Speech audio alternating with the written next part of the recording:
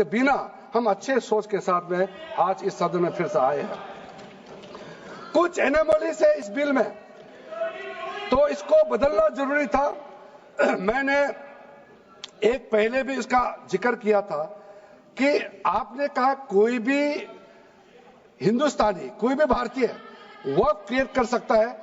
वो 95 में ऐसा नहीं था, आपने 13 में बदलाव किया, उसको हमने फिर से 1995 का प्रावधान को फिर से रिवाइव करते हुए ये हमने जोड़ा है कि वक्फ वही क्रिएट कर सकता है जो मिनिमम 5 साल इस्लाम को प्रैक्टिस करता है। बहुत साफ साफ शब्दों में प्रावधान रखा है। सर, जो वक्फ बोर्ड बने हैं, हम उसको बहुत ही सेकुलर, इंक्लूसिव बनाना चाहते हैं।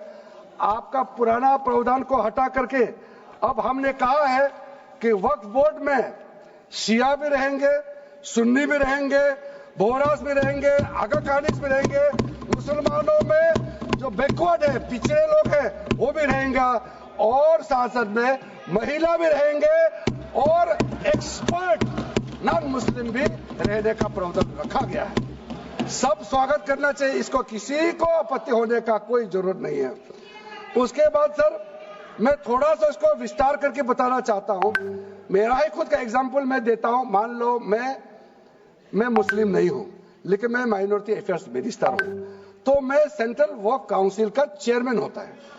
तो मेरे होने के बावजूद उसके बाद टोटल 4 नॉन मुस्लिम हो सकता है वक्फ बोर्ड, वक्फ काउंसिल में मेंबर, और उसमें मैक्सिमम 4 नॉन मुस्लिम के साथ साथ में 2 महिला कंपल्सरी है। 2 महिला होना ही चाहिए सर। उसके बाद sir,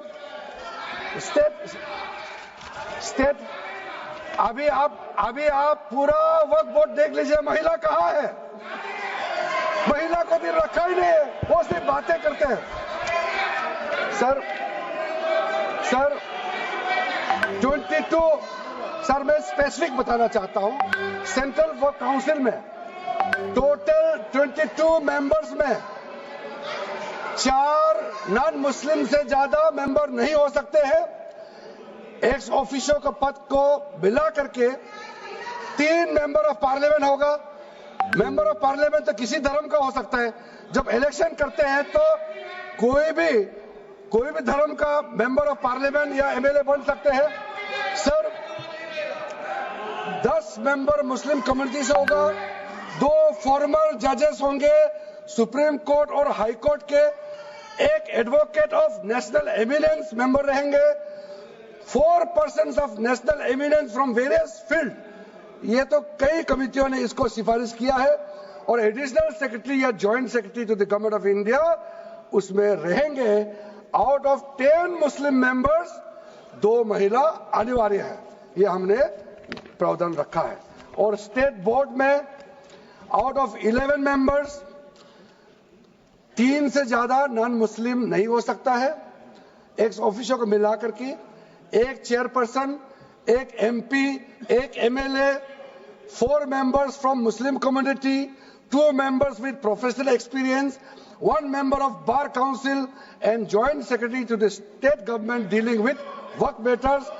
Out of 4 Muslim members, 2 shall be women. ये हमने रखा है ताकि हमारे बहनों को किसी तरीके से दरकिनार नहीं कर सके। वक्फ एक सर, हमने जो नया प्रावधान रखा है उसमें जितना भी जो आर्बिट्रेरी प्रोविजन जो जरूरी नहीं था उसको हमने सामान्य रूप से देश में और जितना कानून है उसको मिलाते हुए मुख्य रूप से ट्रांसपेरेंसी इन वक्फ मैनेजमेंट, सर्वे को अपडेट करने के लिए जो पहले इनसफिशिएंट प्रोविजन था, इसमें वक्फ लैंड रिकॉर्ड्स वगैरह में महिलाओं का इनहेरिटेंस राइट, बच्चों का राइट, और साथ साथ में कई हजारों केसेस पेंडिंग है ट्राइब्यूनल और कोर्ट्स में, उसको सेटल करने के लिए जो आज लगभग 10,000 से भी ज्यादा केसेस जो पेंडिंग था और कुछ सालों के अंदर में 13 से 30,000 केसेस पेंडिंग हो चुके हैं। उसको सरलता से सुलह करने के लिए हमने रास्ता खोजा है। एक चीज बार बार आप लोग कहते हैं, हमारे पक्ष के लोग हो या उस साइड के पक्ष के लोग हो या जो सदन से बाहर है, वो एक वक्तव्य देते रहते हैं। मैं उसको सुधारना चाहता हूं।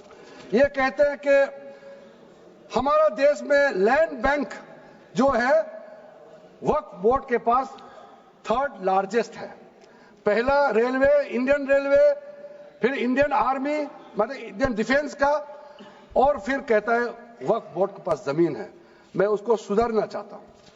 सर, आप भी तो ट्रेन में चलते हैं, हम लोग भी ट्रेन में चलते हैं। हजारों किलोमीटर ट्रेन का पटरी लगा हुआ है, स्टेशन बना हुआ है। वो ट्रेन का पटरी लगा हुआ है, वो रेलवे का प्रॉपर्टी थोड़ी है, ये तो देश का प्रॉपर्टी है। हम लोग सब चलते हैं उसमें। इसको आप कैसे लगा सकते हैं कि रेलवे के पास इतना है, वक्फ बोर्ड के पास इतना है? वो देश का प्रॉपर्टी है। हमारा डिफेंस के पास कहता है कि 2nd लार्जेस्ट है। डिफेंस के पास जो भी लैंड है, जहां ट्रेनिंग करता है, जहां वो रहता है, या बॉर्डर एरिया में जितना डिफेंस लैंड है, वो देश का रक्षा के लिए है। उसको आप कैसे वक्फ प्रॉपर्टी के साथ आप तुलना कर सकते हैं? वक्फ प्रॉपर्टी प्राइवेट प्रॉपर्टी होता है सर। तो इसलिए दुनिया में सबसे ज्यादा वक्फ प्रॉपर्टी हिंदुस्तान में है।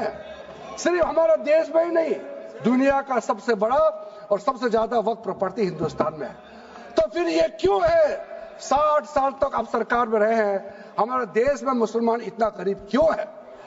जब दुनिया का सबसे ज्यादा वक्फ प्रॉपर्टी हमारा देश में है, तो हमारा गरीब मुसलमानों का पढ़ाई के लिए, मेडिकल ट्रीटमेंट के लिए, स्किलिंग के लिए, इनकम जनरेशन के लिए क्यों काम नहीं हुआ आज तक? बताइए।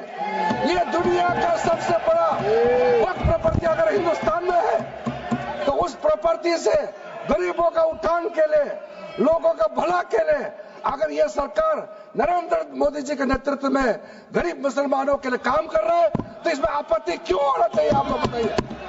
इसलिए सर, इसको धर्म जाति से बाहर उतर करके सबको सीधा अपना दिल से पूछ करके आप सोच के देखिए कि आप जो लोग आज इस बिल को विरोध कर रहे हैं, आज 1 साल 2 साल नहीं, सदियों तक हमारा देश उसको याद रखेगा कौन इस बिल को समर्थन कर रहा है, कौन इस बिल को विरोध कर रहा है।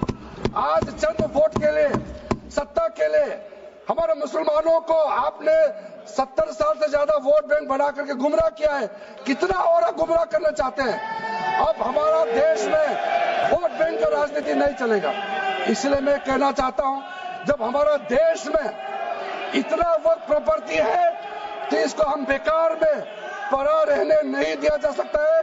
गरीब मुसलमानों के लिए, आम मुसलमानों के लिए इस्तेमाल करना ही पड़ेगा। उसके लिए आज के ये वक्त संशोधन बिल जरूरत है। अध्यक्ष महोदय जी, हमारे अपने वामसी पोर्टल में, हमारे मंत्रालय के वामसी पोर्टल में हमने रिकॉर्ड देखा है। सचर कमेटी जो आपने बनाया है 2006 में, उन्होंने भी ये बारे में काफी डिटेल में जिक्र किया हुआ है। सर, 2006 में 4.9 लाख वर्क प्रॉपर्टी था और उसका इनकम कितना था? मैं बता दूं आंकड़ा सर, आप कहेंगे 4.9 लाख वर्क प्रॉपर्टी में टोटल इनकम था 163 करोड़। कौन खाते थे? 163 करोड़। और आपने 2013 में बदलाव करने के बाद आज इनकम कितना बढ़ा है वो भी मैं बता देता हूं। हो गया 166 करोड़। 3 करोड़ बढ़ा है। कैसे मंजूर कर सकता है हम लोग इस महान सदन में बैठ करके? अगर इतना 10 सालों के बाद भी दुनिया का सबसे ज्यादा प्रॉपर्टी का टोटल इनकम जनरेशन 3 करोड़ बढ़ता है, तो ये हम कभी मंजूर नहीं कर सकता अध्यक्ष महोदय। इसलिए उस समय कहा गया था, मैं अभी का नहीं बता रहा हूं, सचर कमेटी समय में भी कहा गया है कि अगर थोड़ा सा एफिशिएंटली मैनेज करता तो 12,000 करोड़ पर ईयर तो उसी समय जनरेट हो जाना चाहिए था नॉर्मल मार्केट रेट से। और 12,000 करोड़ अगर वो प्रॉपर्टी से रेवेन्यू जनरेशन करता है, कितना लाखों करोड़ों मुसलमानों को फायदा होगा, आप सोच के देखिए। इसलिए सर आप लोग भी, मैं अनुरोध करता हूं कि आप लोग भी वक्त के बारे में जानना है तो हमारा वामसी पोर्टल को क्लिक करके आप लोग देखिए। सर आज वो 4.9 लाख से बढ़ करके टोटल वक्फ प्रॉपर्टी बन गया है 8.72 लाख। हमारा देश में वक्फ प्रॉपर्टी बन गया है। और आप कल्पना कीजिए 8.72 लाख प्रॉपर्टी वक्फ का है, उसको अगर हम सही तरीके से मैनेजमेंट करता तो हमारा मुसलमानों का ही नहीं है, देश का तकदीर बदल जाएगा। इतना प्रॉपर्टी हमारे पास। अब समझिए चीज को। सर मैंने अभी कई राज्यों का दौरा किया। अध्यक्ष महोदय, मैंने कई राज्यों का दौरा किया। मैं एक एग्जांपल आपको जरूर देना चाहूंगा। मैं बहुत इंप्रेस हो गया जब मैं पिछली बार जम्मू कश्मीर गई। जम्मू कश्मीर में हमारा नई वहां वक्फ बोर्ड का चेयरपर्सन बनी और मैंने पूछा कि आप जब वक्फ बोर्ड का चेयरमैन बनी तो उस समय क्या हालत थी और आज क्या हालत है।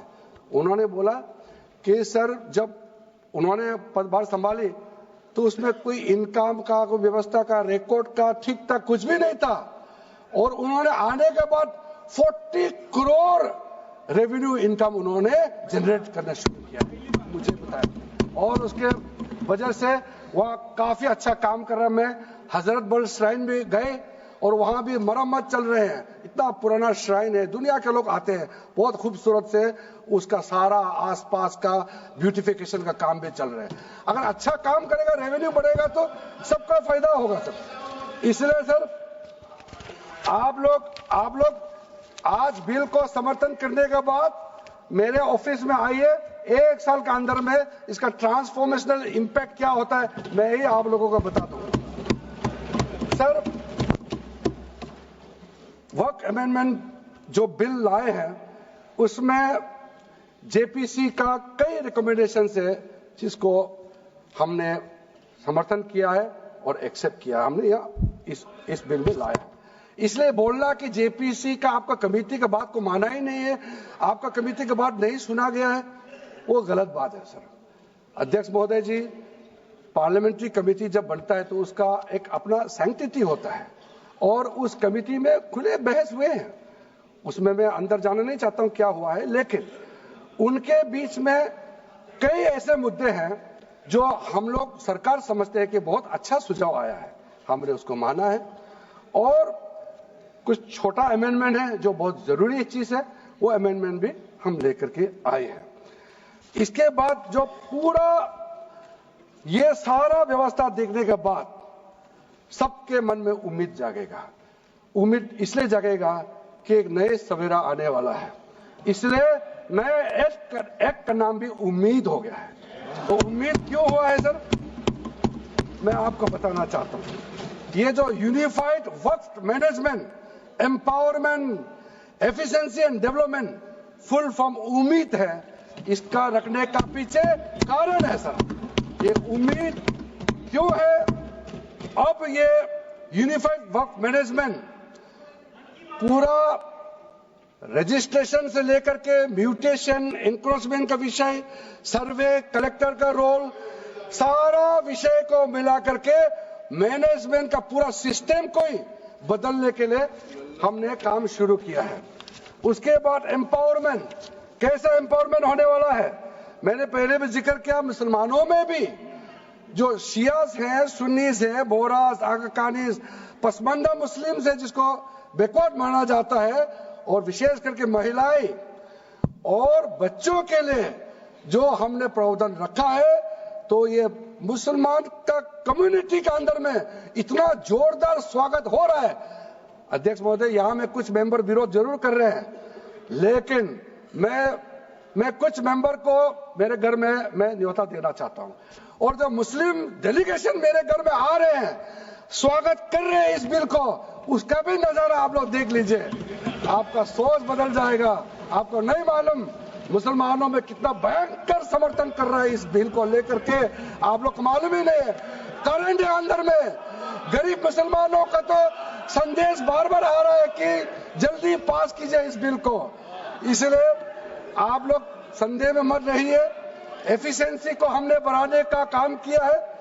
टेक्नोलॉजी का उपयोग करते हुए सेंट्रलाइज डेटाबेस होगा, डिजिटल पोर्टल होगा, कोई छुप के अंधेरे रातों में वर्क क्रिएट नहीं कर सकता है। इसका पूरा रजिस्ट्रेशन का प्रावधान है, ट्रैकिंग होगा, निगरानी रखा जाएगा, कंप्लायंस का प्रावधान है, और जो मैनुअल हाथों से जो गलत होगा उसका भी करेक्शन करने का प्रावधान है। ब्यूरोक्रेटिक डिले होता है उसका भी समाधान हमने पूरा बिल में तरीका बना के रखा हुआ है। और आखिर में इसका ऑडिट प्रॉपर होना चाहिए, तो ऑडिट का भी प्रावधान हम लोग राज्य सरकार को ऊपर में छोड़ा है, क्योंकि आखिर तो सर ये सारा प्रॉपर्टी का अथॉरिटी राज्य सरकार का है। बोर्ड का अपॉइंटमेंट भी राज्य सरकार को करना है, केंद्र सरकार का कोई रोल नहीं है। लैंड स्टेट सब्जेक्ट है, सारा राज्य सरकार को ही करना है। इसलिए राज्य सरकारों को हम फुल अथॉरिटी देने के साथ साथ हमारा जो मंत्रालय है वो ऑनलाइन हमेशा जुड़ा रहेंगे कि जो वर्क प्रॉपर्टी क्रिएट किया गया है उसका स्टेटस है वामसी पोर्टल से मिला करके हम लगातार टच में रहेंगे। इसलिए कोई इसमें ये नहीं सोचना है कि सेंट्रल गवर्नमेंट कोई एक्स्ट्रा पावर हड़पने जा रहा है क्या, बिल्कुल सोचने का नहीं है। ये टोटली स्टेट गवर्नमेंट का अधीन है और राज्य सरकारें ही इसका निगरानी में आगे काम करना है।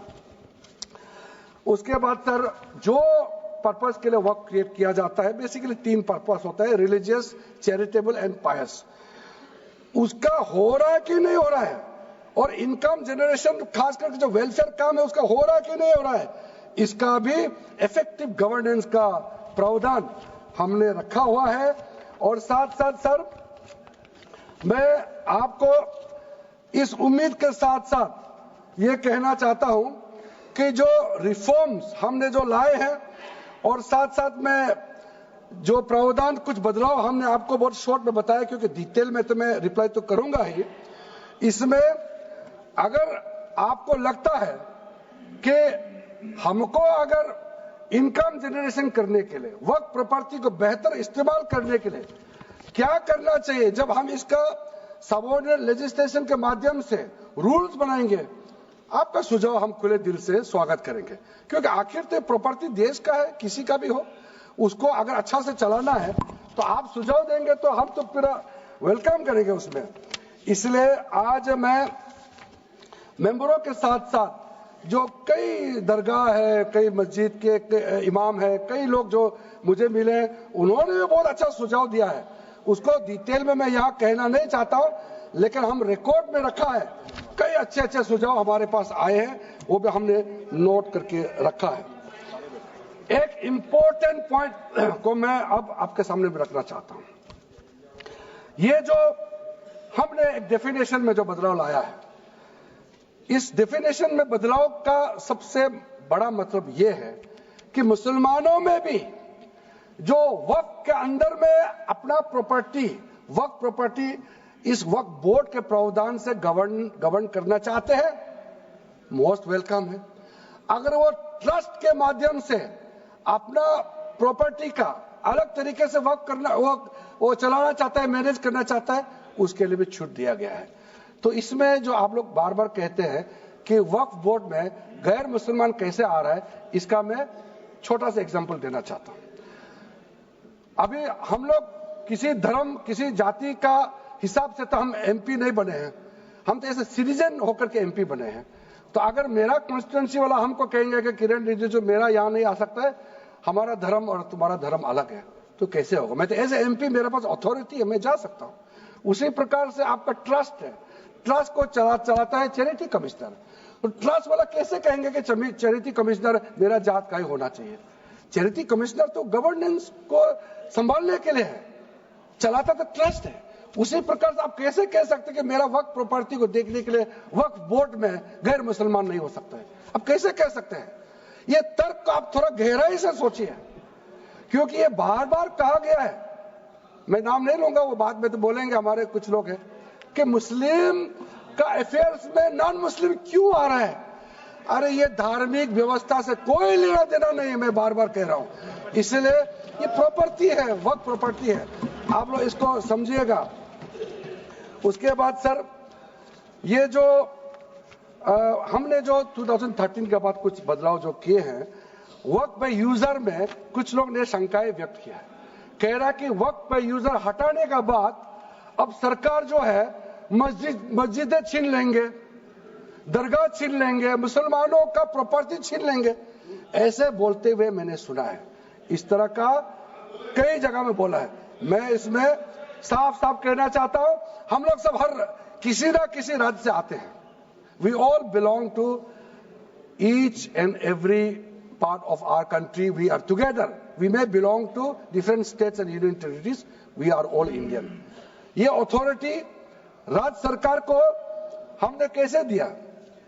जो प्रॉपर्टी वक्त में यूजर को हम लोगों ने हटाने के बाद ये प्रावधान सुरक्षित किया है, ऑथोराइज किया स्टेट गवर्नमेंट को कि जो प्रॉपर्टी रजिस्टर्ड हो चुके हैं, जब नमाज पढ़ते हैं, रजिस्टर्ड है, डॉक्यूमेंट है, उस पे कोई हस्तक्षेप नहीं होगा। ये कानून प्रोस्पेक्टिव है, रेट्रोस्पेक्टिव नहीं है। ये आप लोग बहुत क्लियर से सुन लीजिए। ये किसी का जमीन छीनने का कानून नहीं है। ये किसी का राइट, किसी का हनन करके उसका प्रॉपर्टी को हड़पने का नहीं है। राज्य सरकारों को अधिकार दिया गया है कि जो ऑलरेडी रजिस्टर्ड है उसका तो कोई डिस्प्यूट नहीं है, लेकिन जो डिस्प्यूटेड है, जो कोर्ट में पेंडिंग है, उसको हम यह कानून बना के कैसे हटा सकते हैं? कोर्ट का पावर को तो हम ले नहीं सकते सर। इसलिए यहां बार बार ये लोग माइक बजा बजा करके झूठ 100 बार भी बोलो, कुछ होने वाला नहीं है। सिटीजनशिप अमेंडमेंट बिल जब लाया गया था, वही लोग हैं जिन्होंने कहा था कि सिटीजनशिप अमेंडमेंट बिल पास होकर एक्ट बन जाएगा तो मुसलमानों का हक छिन जाएगा, उनका नागरिकता खत्म हो जाएगा। आज सीए लागू हो गया, बताइए किसी मुसलमान का अधिकार छीना है? किसी मुसलमान का नागरिकता छीना है? बताइए, क्या आप माफी मांगेंगे?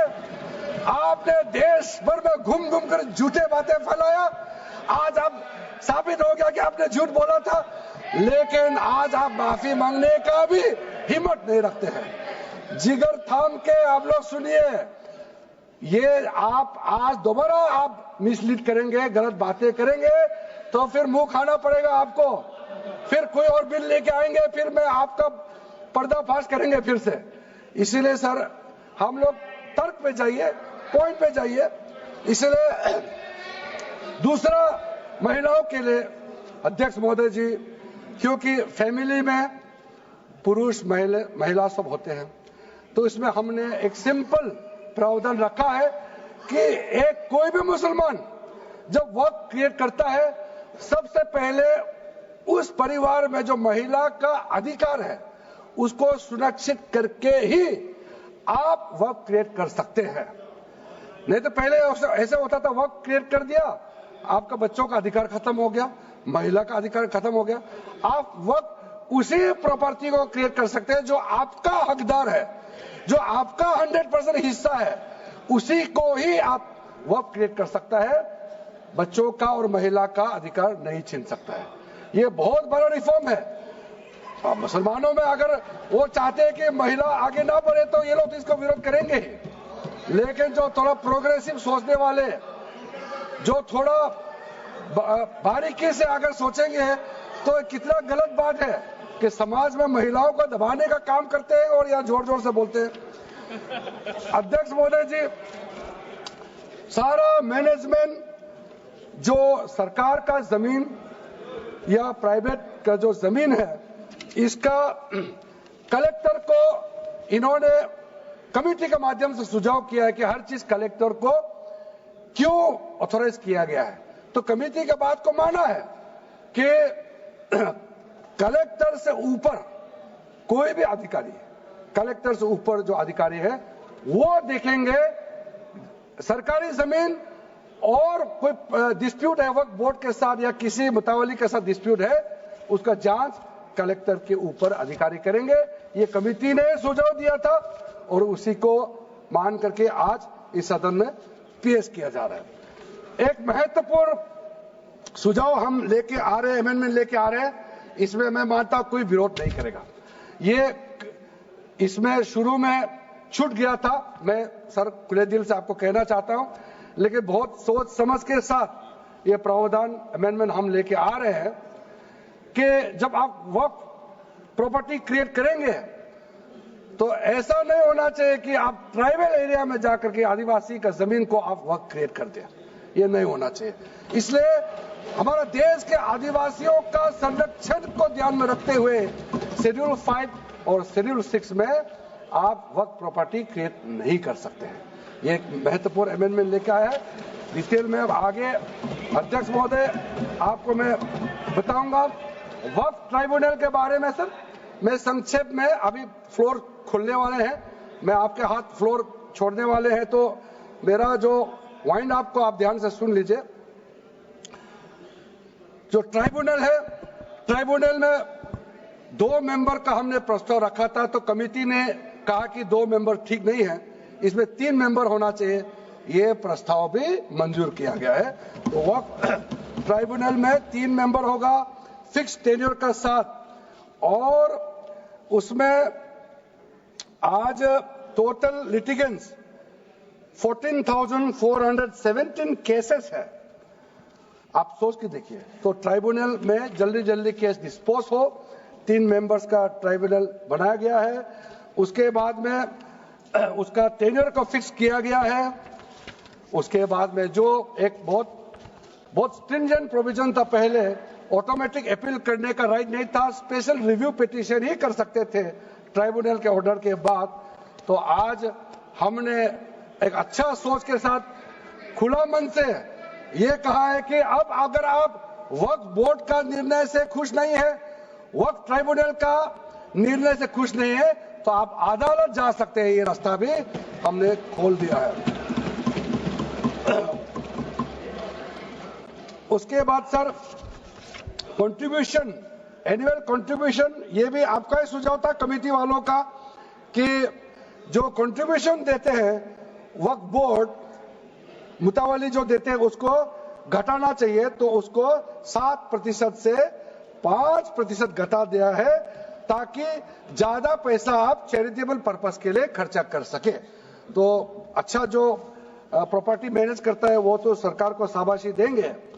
उसके बाद एक बहुत ही महत्वपूर्ण प्रावधान है जो हमको रखना पड़ा, आपने लॉ ऑफ लिमिटेशन को इस वक्फ बोर्ड का प्रावधान से हटा दिया था, इसको हमने लगाया है। तो अब तो मालूम है the limitation act of 1963 will now apply to the work property claims from the date of commencement of this act, aiming to reduce prolonged litigation। ये बहुत बड़ा मैं मानता हूं एक कदम उठाया है। और जो सेक्शन 40 सबसे ड्रैकोनियन प्रोविजन इस एक्ट में था, तो सेक्शन 40 था। सेक्शन 40 के तहत वक्फ बोर्ड, आप लोग बार बार कहते ना ये ऐसा नहीं है, ऐसा ही है। सेक्शन 40 में किसी भी जमीन को आप वक्फ प्रॉपर्टी डिक्लेयर कर देता था, वो प्रॉपर्टी को हमने हटा दिया है। वो कोई भी जमीन को वक्फ प्रॉपर्टी डिक्लेयर करके फिर किसी गरीब के लिए नहीं करना है। वो लोग, कुछ लोग, चंद लोग अपने के लिए, अपने फायदा के लिए इस्तेमाल करते हैं। ओवैसी मैं तो नाम नहीं लूंगा, लेकिन सर ये प्रावधान को इतना मिसयूज हुआ, इसलिए तो इतना लाखों प्रॉपर्टी की संख्या बढ़ गई। अब किसी प्रॉपर्टी को कैसे आप क्लेम कर सकते हैं? इसलिए इस सेक्शन 40 की वजह से, अध्यक्ष महोदय जी, इस सेक्शन 40 की वजह से कई मुद्दे इस देश में आया है। आज पूरा हमारा देश का क्रिश्चियन कम्युनिटी, जो कैथोलिक चर्च काउंसिल के लोग, भारत चर्च ग्रुप के लोग, केरला में हो या देश भर में, आज पुकार के क्यों कह रहा है कि वक्त संशोधन बिल जल्दी पारित होना चाहिए। वो इसलिए कि सेक्शन 40 का मिसयूज होता था। सर आप सोचिए, केरला का एमपी, तमिलनाडु का एमपी लोग तो सोचिए, अगर आपने गलती से इस बिल का विरोध कर दिया तो आप क्या विरोध झेलना पड़ेगा बाहर में? आप कल्पना कीजिएगा अभी से। आप सोचिए, मैंने पिछली बार भी बताया, सुरेंद्रेश्वर टेम्पल के बारे में तो आपको बताया, जब बाकी कोई धर्म ही नहीं था तब ये सुरेंद्रेश्वर टेम्पल था। तिरुचेंथुराई विलेज तमिलनाडु में, उसको वक्त डिक्लेयर करने के बाद कर्नाटका में तो हजारों एकड़ का इशू है। फिर सर हरियाणा में जतलाना विलेज यमुनानगर में सिख गुरुद्वारा का जो जमीन है, कभी वहां मस्जिद भी नहीं था, कभी वहां मुस्लिम का सेटलमेंट का भी रिकॉर्ड नहीं था, उसको भी वक्फ डिक्लेयर कर दिया था। उसी प्रकार से केरला का मुनम्बम का जो इशू है वो तो अभी सब जान ही रहा है कि 600 क्रिश्चियन फैमिलीज का जो जमीन को वक्फ बोर्ड ने वक्फ डिक्लेयर कर दिया है, चर्च का भी कर दिया और आगे जाने का रास्ता भी बंद कर दिया था। अगर हम ये बिल पारित कर दिया, उसका अपना जमीन वापस मिल जाएंगे गरीबों का, किसानों का। ऐसा चीजों में आप लोग समर्थन करना चाहिए। मैं तो मानता हूं कि अभी भी देर नहीं हुआ, अभी भी आप जिद पे राजनीतिकरण करके आप अड़े रहे, आप मुश्किल में फंसने वाले हैं। विशेष करके हमारे कांग्रेस वालों को मैं कहना चाहता हूं, और बाकी हमारे साथी दल है, कांग्रेस के झांसे में ना आए, आपको भी डुबा देंगे ये लोग। इस बिल को विरोध करके बहुत बड़ा नुकसान होने वाला है। आप ध्यान से सुनिए अध्यक्ष महोदय। इसलिए अंत में सर, क्योंकि मैंने कहा है कि मैं आखिरी में जवाब दूंगा, तो हम लोग आगे भी इस पार्लियामेंट को भी वक्त डिक्लेयर ना कर दे, हम लोग आराम से भविष्य के लिए और अच्छा काम करें। मैंने पॉजिटिव बात में अपना बात को रखा है। अंत में मैं अपील करके अपना बात को समाप्त करना चाहता हूं। इसी लाइन के साथ मेरी हिम्मत को तो सराहो। देखिए मैं कितना हिम्मत के साथ बोल रहा हूं। मेरे हिम्मत को तो सराहो, मेरे हमराही बनो। मैंने एक शम्मा जलाई है हवाओं के खिलाफ। आप लोग जब इस बिल को समर्थन करेंगे, मैं हमारे वरिष्ठ नेता सब सदन में बैठे हम लोग सुन रहे हैं, मैं अपने आप को बहुत भाग्यवान मानता हूं, मैं भाग्यशाली हूं। प्रधानमंत्री नरेंद्र मोदी जी ने मेरे जैसे एक साधारण सदस्य को इतना पुण्य काम करने का मौका दिया है, इस बिल को यहां रखने का मौका दिया है। करोड़ों करोड़ों गरीब मुसलमान बहने दुआ देने वाला है। दुआ में अकेला क्यों लूं, ये दुआ आप भी लेना चाहिए। इस बिल को समर्थन कीजिए, ये मेरा अनुरोध है अध्यक्ष महोदय।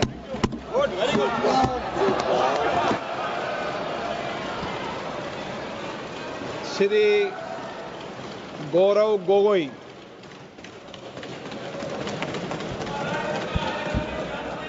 आदरणीय अध्यक्ष महोदय, पहले तो मैं आपका संरक्षण चाहता हूं।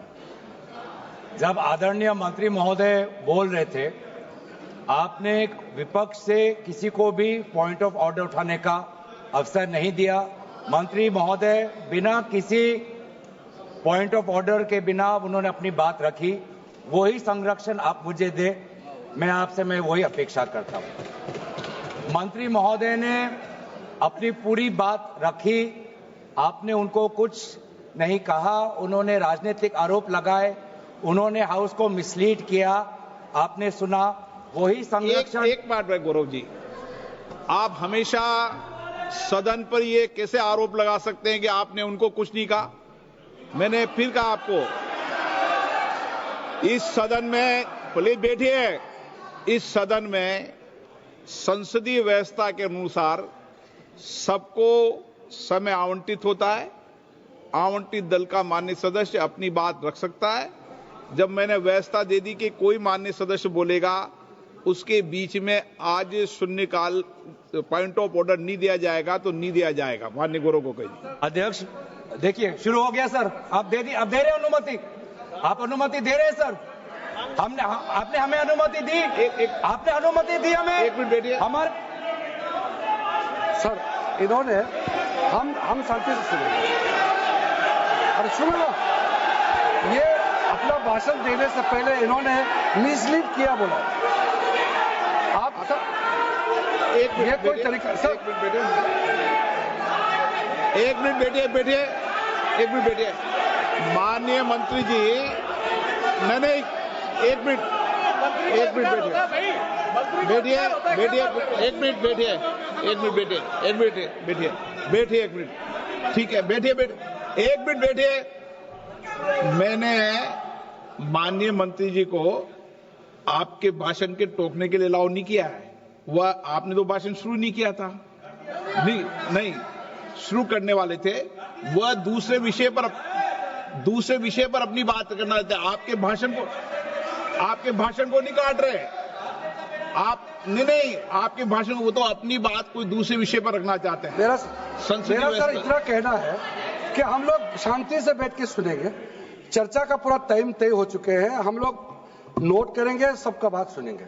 मेरा सिर्फ इतना ही अनुरोध है कि जैसे कि माननीय सदस्य कहेंगे कि मैंने मिसलीड किया, तो कौन सा पॉइंट मिसलीड किया वो बता दे, ऐसे आप आरोप ना लगाए। मेरा यही कहना है, आप तर्क बताइए कहां मिसलीड हुआ पॉइंट। अध्यक्ष महोदय, जो इन्होंने 2013 यूपीए गवर्नमेंट के संदर्भ में कहा, पूरा का पूरा मिसलीडिंग है, झूठ है, और हम डिमांड करते हैं कि वो ऑथेंटिकेट करें, हम डिमांड करते हैं ऑथेंटिकेट करें। इसीलिए बार बार इन्होंने आरोप लगाए, बार बार इन्होंने भ्रम फैलाया। आप, इसीलिए हम भी अपनी बात रखेंगे, कृपया आप भी सुनने का धैर्य रखिए। अध्यक्ष महोदय, मेरा भी सौभाग्य है कि पिछले सदन में मैं अयोध्या राम मंदिर पर अपने पार्टी का मैंने अपना व्यू, अपने पक्ष रखा, और आज वक्फ संशोधन 2025 पर अपनी दल का और विपक्ष की तरफ से अपना पक्ष रखा, और अयोध्या राम मंदिर में भी और आज के वक्फ के संशोधन में भी मेरा एक ही मार्गदर्शक है, वो है भारत का संविधान। भारत का संविधान जो कहता है कि हमारा भारत में हर व्यक्ति को सामाजिक, आर्थिक और राजनीतिक न्याय, विचार, अभिव्यक्ति, विश्वास, धर्म और उपासना की स्वतंत्रता, और साथ साथ में यह कहता है कि व्यक्ति की गरिमा और राष्ट्र की अखंडता सुनिश्चित करने वाली बंधुता। ये बिल आज इस संविधान के इस जो मूल जो ढांचा है उस पर आक्रमण है, और इनकी जो पूरा जो भाषण था वो हमारे संविधान के इस मौलिक अधिकार पर, हमारे संघीय ढांचे पर एक आक्रमण था। आज इस सरकार का इस बिल के द्वारा 4 इनके मूल उद्देश्य है। पहला मूल उद्देश्य है कि संविधान को कमजोर करना, टू डाइल्यूट द कॉन्स्टिट्यूशन।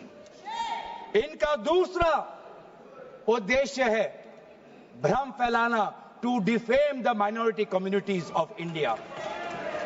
इनका तीसरा उद्देश्य है to divide the Indian society. हमेशा हमारे बीच में एक लिटिगेशन चलता रहे, मसला और बढ़ता जाए, ये उनका उद्देश्य है। और चौथा इनका उद्देश्य डाइल्यूट, डिफेम, डिवाइड, और चौथा इनका उद्देश्य है to disenfranchise the minority communities. आज माइनॉरिटी कम्युनिटीज के प्रति अपनी संवेदना जता रहे हैं।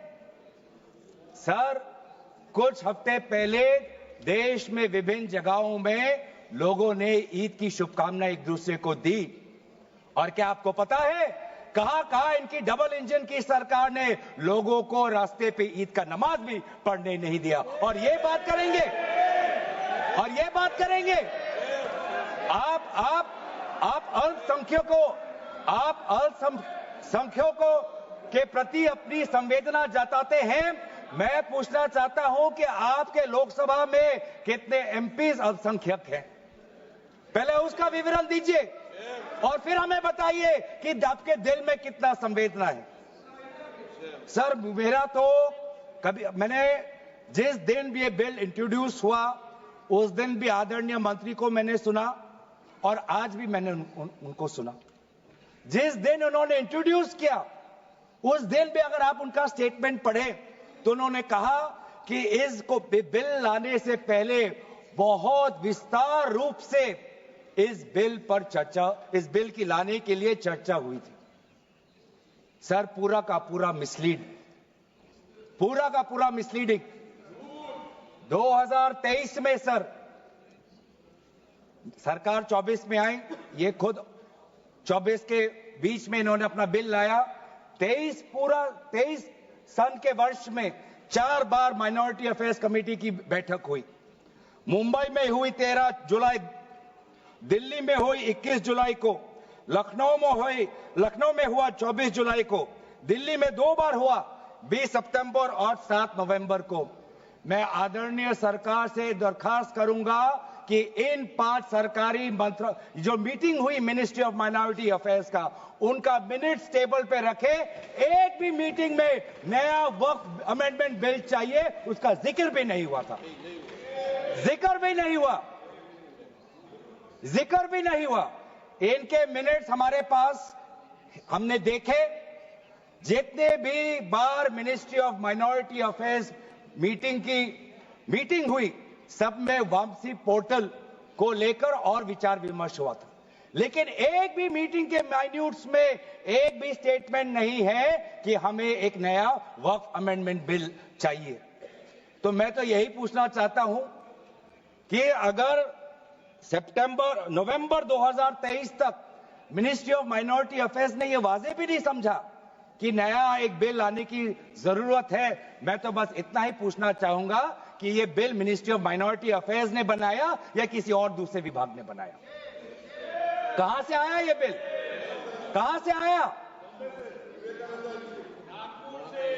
सर ये बात करते हैं कि ये संविधान के पक्ष में है। किस प्रकार से ये संविधान के विरोध में है सर, मैं बताना चाहूंगा। आर्टिकल, इसका जो क्लॉज 3RA है और 3R1 है। इसका 3RA क्या है सर? 3RA ये कहता है एनी पर्सन शोइंग और demonstrating that he is practicing Islam. देखिए सर, आज देश में अल्पसंख्यकों की ऐसी दशा हो गई कि आज सरकार को अपना धर्म का सर्टिफिकेट देना पड़ेगा।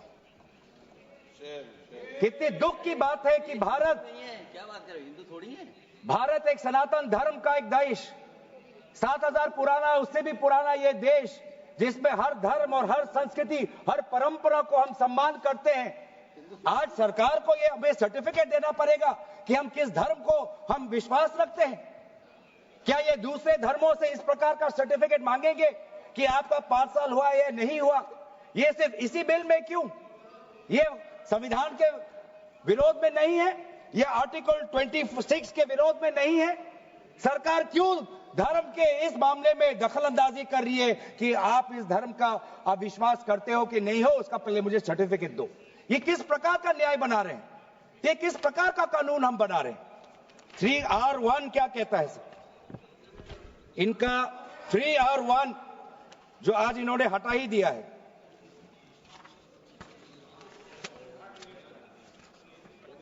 (3R1) कहता है a waqf by user, but such waqf shall not cease to be a waqf by reason only of the user having ceased, irrespective of the period of such session. ये इसके हटाने की क्या जरूरत थी सर?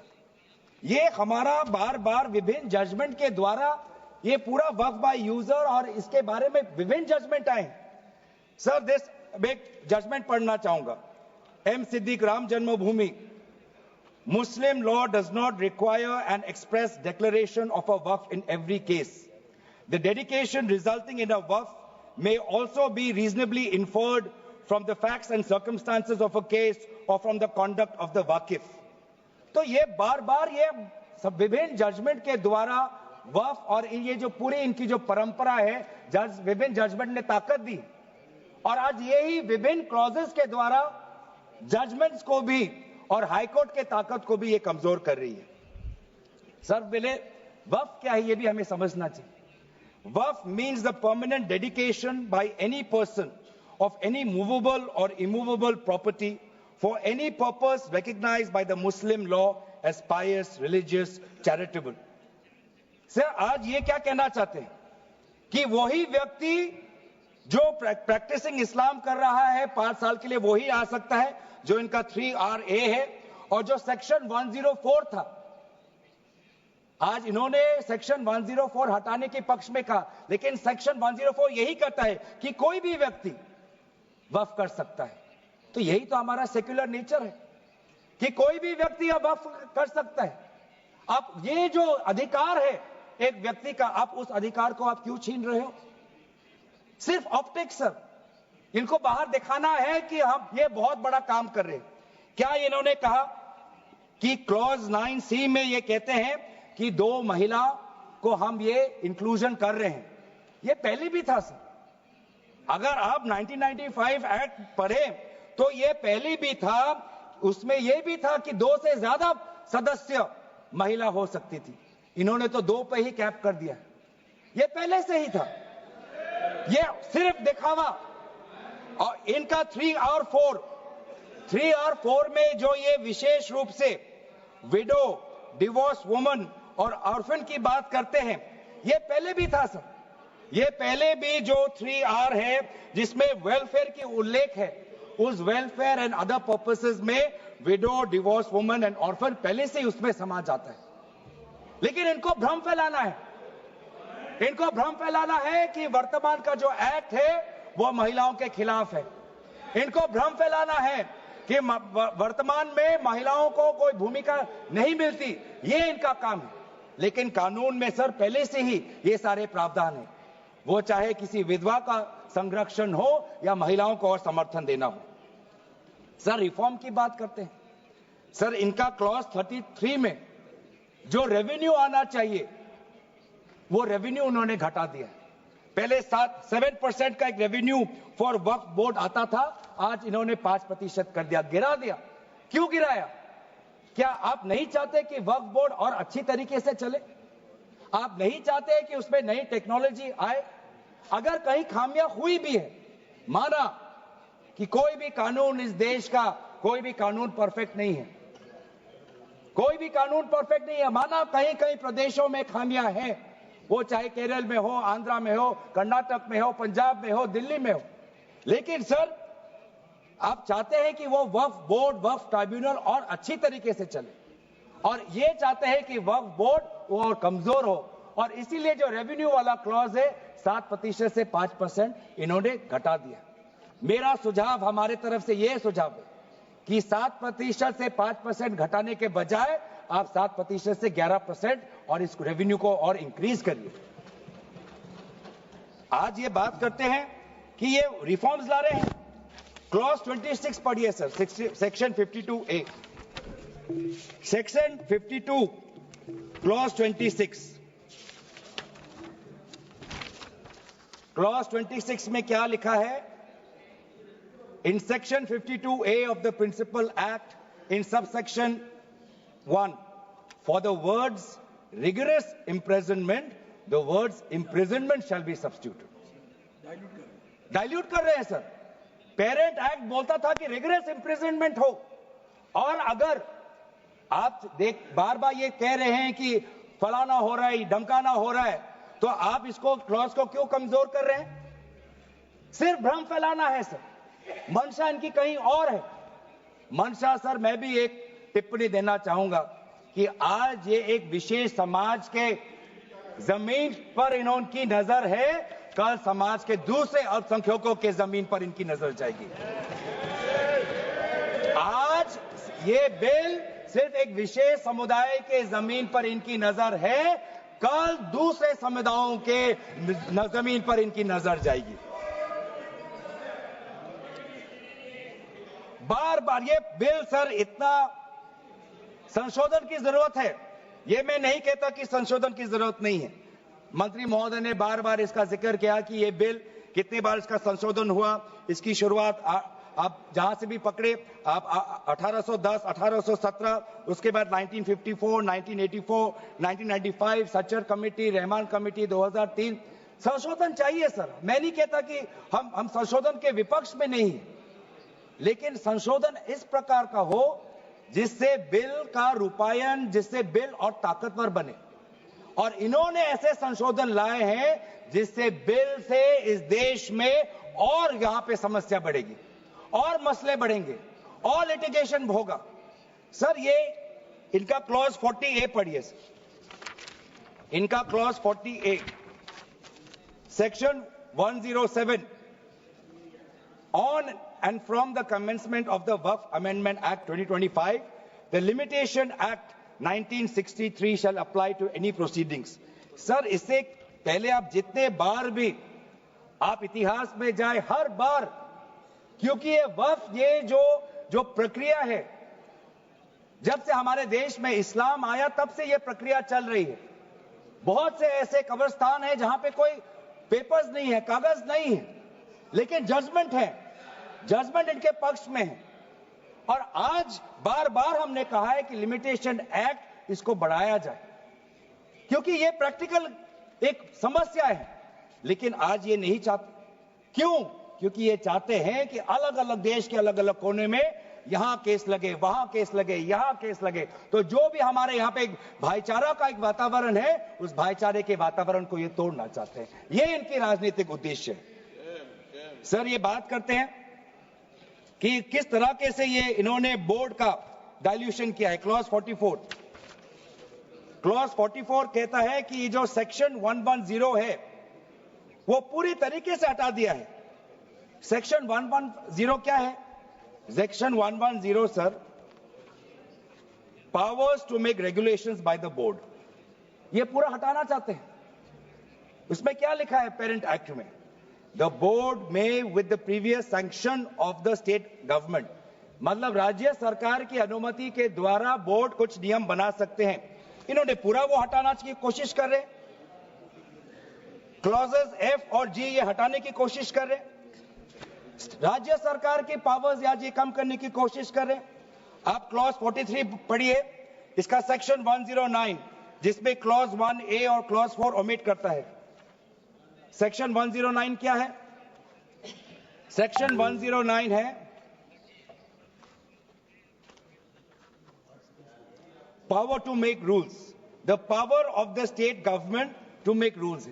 इसमें भी आप ये कटौती लाने की कोशिश कर रहे हैं। क्लॉज 1A, क्लॉज 1A क्या कहता है? Other particulars which the report of the survey commissioner में कंटेन अंडर क्लॉज F। इसमें स्टेट गवर्नमेंट सर्वे कमिश्नर के पक्ष में कुछ नियम बना सकता है, वो पावर आप हटा रहे हैं।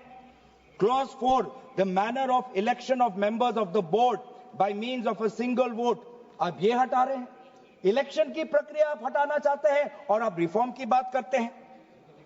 सर आप ये देखिए 83(9), आज बार बार ये एक भ्रम फैलाया जा रहा है कि हाईकोर्ट का कोई भूमिका नहीं है।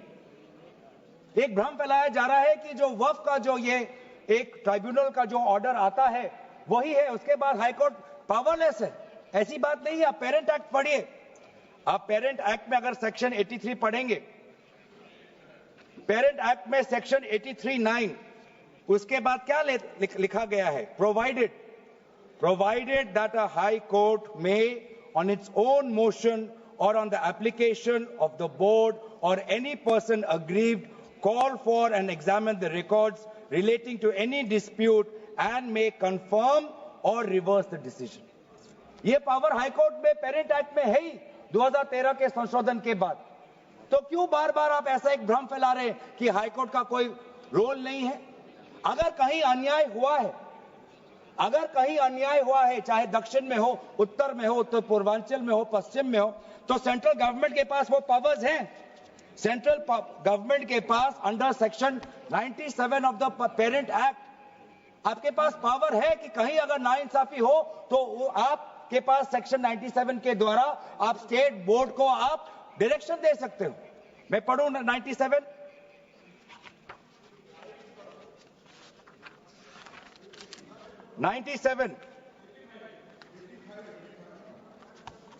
directions 96 for the power of the central government to regulate secular activities of OCUF, powers 97, directions by state government. Subject to any directions issued by the central government under section 96, the state government from time to time give to the board such general or specific directions as the state government thinks fit. मैं जानना चाहूंगा, आपके बहुत जगह आपकी double engine की सरकार है, बहुत जगह आपकी डबल इंजन की सरकार है, कहीं कहीं आपकी सहयोगी दल की भी सरकार है। आपने पिछले 10 साल में कितने बार इस सेक्शन 97 का आपने इसका इस्तेमाल किया? कहीं भी आप अगर नाइंसाफी हुआ तो कितने बार आपने सेक्शन 97 का आपने इस्तेमाल किया? उसका बोलिए, फिर जाके बोलिए कि ये जो पेरेंट एक्ट है ये कमजोर एक्ट है। पूरी ताकत दी हुई है, अगर कहीं गलती हुई है, कहीं सुधारना है, हमारी संवेदना है, वो चाहे केरला में मवम की बात हो, संवेदना है हमारी, पर आपके पास भी वो ताकत है। आपने कितने बार इस ताकत को आजमाया? सर, आज आप देखिए कितनी दुख की बात है। सेक्शन 64 क्लॉज 29 64 ये एक्ट सर क्या लिखा है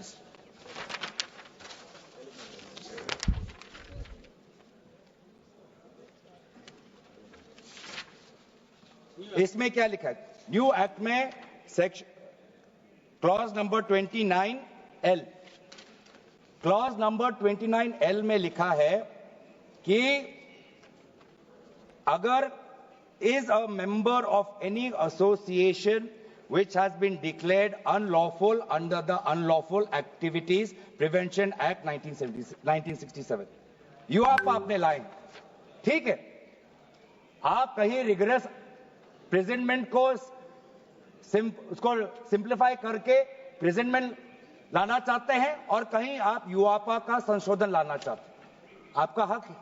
आप बस हमें इतना बताएं कि और कौन से स्टेट बोर्ड या और कौन से धार्मिक बोर्ड में आपने ये यूआपा का प्रोविजन आप लाने वाले हैं, या सिर्फ ये इसी बिल में है, या सिर्फ इसी बिल में है, या दूसरे में भी जो चैरिटेबल एक्ट्स हैं विभिन्न धर्मों के, विभिन्न स्टेट्स के, क्या उसमें भी यूआपा एक्ट आएगा या सिर्फ इसमें?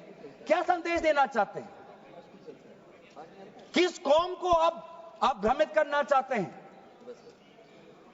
बार बार उस कौम को जिसने भारत की स्वतंत्रता की लड़ाई लड़ी है, उस कौम को जिसने 1857 में उन्होंने मंगल पांडे के साथ उन्होंने अपनी शहादत दी, आप उस कौम पर आप दाग लगाना चाहते हैं जिसमें लगभग 2 लाख उलेमा शहीद हुए, आप उस कौम पर दाग लगाना चाहते हैं जिन्होंने भारत छोड़ो आंदोलन में हमारा साथ दिया, आप उस कौम पर आप दाग लगाना चाहते हैं जिन्होंने 6 अप्रैल 1930 में दांडी मार्च का सपोर्ट किया, आप उस कौम पर आप दाग लगाना चाहते हैं जिन्होंने 1926 में ब्रिटिश के डिवाइड एंड रूल को खंडन किया, आप उस कौम पर आप दाग लगाना चाहते हैं जिन्होंने मौलाना हुसैन अहमद मदानी ने 1924 में कंप्लीट इंडिपेंडेंस की मांग की।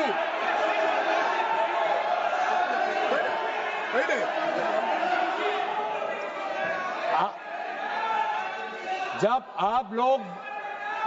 आप लोग भारत छोड़ो आंदोलन का समर्थन नहीं कर रहे थे, उस कौम ने भारत छोड़ो आंदोलन का समर्थन किया। जब आप लोग अंग्रेजों को मर्सी पिटीशन लिख रहे थे, वो माल्टा में 3 साल और इजिप्ट में उन्होंने शहादत दी। आप किस कौम पर दाग लगाना चाहते हो जिन्होंने 1924 में जिन्ना के 2 नेशन की थियरी को पूरी तरीके से नकारा, आप उस कौम पर लगा रहे हो? सर, यही है इनका डिवाइड एंड रूल, यही है इनका डिवाइड एंड रूल। बहुत लोग पूछते हैं सर हमारा राष्ट्रवाद क्या है? सर, हमारा राष्ट्रवाद, nationalism for us is being United in our shared love for our Bharat Mata and the mutual respect for her culture, language, dress, food and religion. It is the love for our national flag, the Tiringa, जिसकी सम्मान आपने नहीं की थी। It is the sacrifice of the Indian freedom movement जिसमें आपने भाग नहीं लिया. It is our thirst for knowledge to seek excellence with limited resources, to be creative, to have the courage, to acknowledge the injustice of the past and have the wisdom to build new bridges. ये है हमारा राष्ट्रवाद और ये राष्ट्रवाद आज हमारे संविधान में उल्लेखित है. तो सर बार बार ये सरकार कहती है ये माइनॉरिटीज के पक्ष में है, लेकिन जब अमेरिका से माइनॉरिटी कमीशन का रिपोर्ट आता है कि माइनॉरिटीज के साथ नाइंसाफी होती है तो इनको दुख होता है. जब यूएस का रिलीजियस कमीशन का रिपोर्ट आता है तब इनको दुख होता है. सर बार बार ये जो ऑप्टिक्स की बात कर रहे हैं, ये क्लॉज 42 सेक्शन 108A इन्होंने डिलीट कर दिया है. ये कहते हैं कि कैसे ओवरराइडिंग प्रिंसिपल कैसे आ सकता है. मंत्री महोदय को ओवरराइडिंग प्रिंसिपल से आपत्ति है. पहले सबके लिए सेक्शन 108 क्या है सर पढ़ लेते हैं. आपके लिए भी है, हम तो जेपीसी में थे.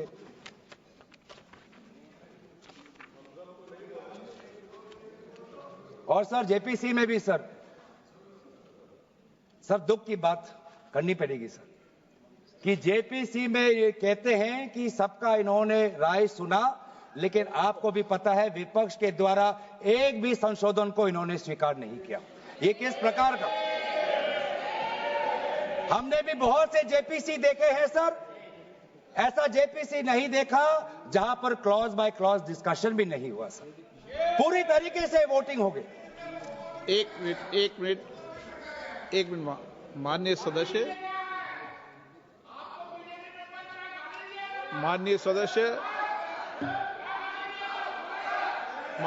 इतना ध्यान रखें कि जेपीसी भी संसद का भाग होती है, इसलिए उसका भी ध्यान रखें.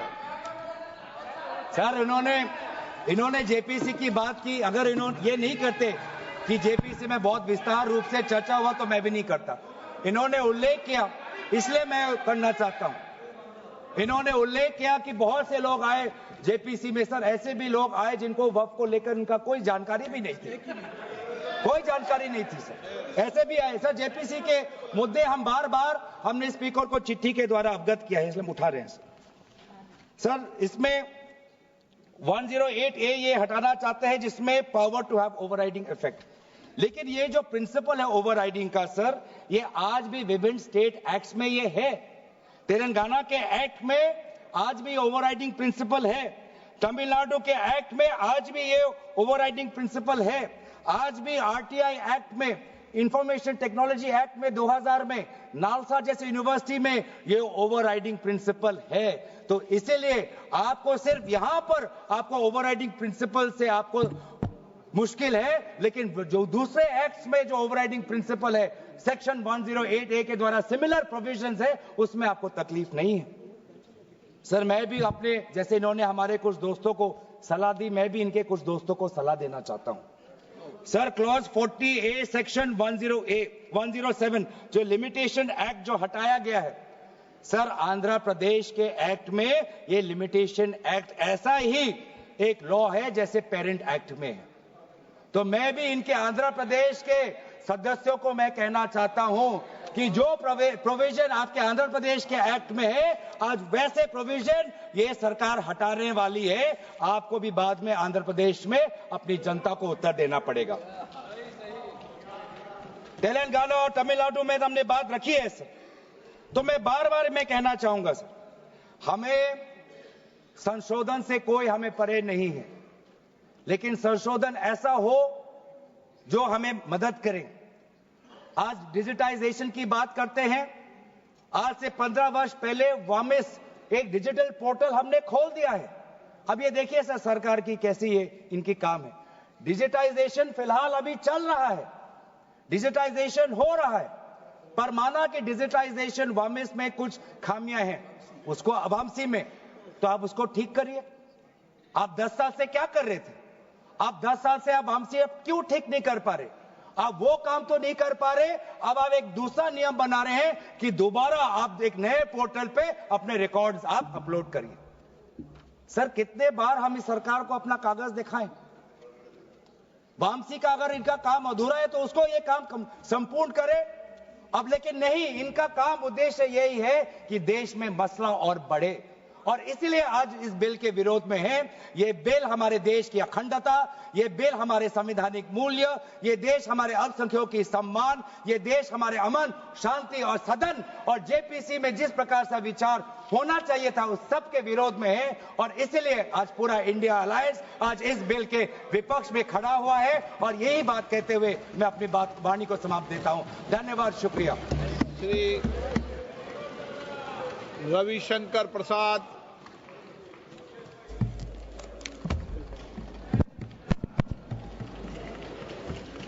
माननीय अध्यक्ष जी, मैं बहुत कृतज्ञ हूं कि मुझे इस महत्वपूर्ण बिल पर बोलने का अवसर दिया गया है। सर, मैं विपक्ष की बात सुन रहा था, मुझे उनके तर्क को समझने में थोड़ी कठिनाई हो रही है। वक्फ बिल में संशोधन होना चाहिए, लेकिन नहीं भी होना चाहिए। ये दोनों तर्क कैसे चलेगा? सबसे पहले बात थोड़ा संविधान की कर लेते हैं। आजकल लाल किताब बहुत घूमती है, जब भी कोई विषय होता है संविधान की लाल किताब दिखाते हैं। सर, हम संविधान की हरी किताब लेकर के आए हैं जो संसद में रखी हुई है, तो मैं इसी को दिखाऊंगा आज। सर, भारत के संविधान के मौलिक अधिकार में धारा 15 है। धारा 15 में लिखा हुआ है कि महिलाओं के साथ कोई विभेद नहीं होगा और सरकार महिलाओं के विकास के लिए कानून बना सकती है। तो अगर यह वक्फ बिल देश की खवातीनों के विकास के लिए, वक्फ में उनकी भूमिका के लिए यह कानून लाया जा रहा है, तो यह कानून गैर संवैधानिक कैसे हो गया भाई? सर, संविधान की धारा 15 में यह भी लिखा हुआ है कि सामाजिक रूप से पिछड़े वर्ग के लोगों के विकास के लिए सरकार कार्रवाई कर सकती है। यह सच्चाई है। Honorable member, please. मैं जिस प्रदेश से आता हूं, Honorable member, please be seated. जरा Honorable member, सर, जरा लोगों को बैठा please be दें। seated. Honorable member, जरा बैठ जाएं, Honorable जरा member, मैं भी आग्रह don't करूंगा। see the back to the chair. Please be seated. Venugopal जी, जरा मैं बोल रहा हूं, आप भी सुन लीजिए। Mister Venugopal, Yes. Mister Venugopal ji, I am speaking, kindly have some attention to me. बैठिए। सर, मैं ये कह रहा था कि मैं जिस प्रदेश बिहार से आता हूं, वहां बहुत सारे पिछड़े मुसलमान हैं। उत्तर प्रदेश में भी हैं, पसमंदा कहते हैं हम, कई कैटेगरी के हैं। उनको वक्फ के मैनेजमेंट में अवसर नहीं मिलता। और अगर संविधान की धारा 15 के आलोक में इस बिल में इस बात का प्रावधान किया जा रहा है कि पिछड़े मुसलमानों को भी वक्फ में जगह दी जाएगी, उनको जगह दी जाएगी, तो परेशानी क्यों है इनको? और सर, जहां तक सर सवाल है सर, मैं ये बताना चाहता हूं कि संविधान की दुहाई का जवाब मैं संविधान से ही दे रहा हूं। ये वक्फ में जो संशोधन हो रहा है वो मौलिक अधिकार की धारा 15 में उसकी अनुमति मिलती है। अब सर, धारा 25 की बात की गई सर। अब हमारे विपक्ष के उपनेता को मैं सुन रहा था, आपने धारा 25 का जिक्र किया, तो धारा 25 का क्लॉज 2 भी पढ़ लीजिए मेरे साथ। सर, मैं आपके सामने पढ़ना चाहता हूं। Nothing in this article shall affect the operation of any existing law or prevent the state from making any law regulating or restricting any economic, financial, political or other secular activity which may be associated with the religious practice। तो अगर वक्फ की जमीन बर्बाद हो रही है, अगर वक्फ की जमीन लूटी जा रही है, अगर वक्फ की जमीन हड़पी जा रही है, तो संविधान की धारा 25 यह अधिकार देता है कि कानून बन सकता है। कृपया करके कोई, अगर आप धारा संविधान की कोट करते हैं तो पूरी की पूरी कोट करें। सर, मैं प्रावधानों पे आने के पहले एक और बुनियादी बात उठाना चाहता हूं। वक्फ के माने क्या है सर? माननीय मंत्री जी ने विस्तार से बताया है। Waqf is not a religious body. Waqf is just a statutory body. वो कोई धार्मिक संस्था नहीं है, वो सिर्फ एक वैधानिक संस्था है।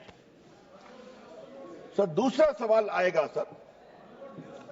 अच्छा, आप अपने पारी का इंतजार करिए ना। You are a very eloquent speaker, I know, wait for your turn. Sir, इसी से एक और सवाल उठता है सर, मुतवल्ली की क्या भूमिका होती है? आज मैं चाहता हूं इस बात को सदन में रखूं और सदन के माध्यम से देश में जाए। सर, मुतवल्ली को सिर्फ मैनेजर बोलते हैं सर, और ये मैं नहीं बोल रहा हूं, मैं इस्लामिक लॉ के एक बहुत बड़े scholar, Mulla law of Mohammedan law, इस किताब के मैं 3 लाइन कोट करूंगा sir. Mulla principle of Mohammedan law, M Hidayatullah जो भारत के पूर्व मुख्य न्यायाधीश थे, उन्होंने इसको रिवाइज किया था सर, बहुत बड़े जूरिस्ट थे। और मैं इसके सिर्फ एक पैराग्राफ को पढ़ूंगा सर।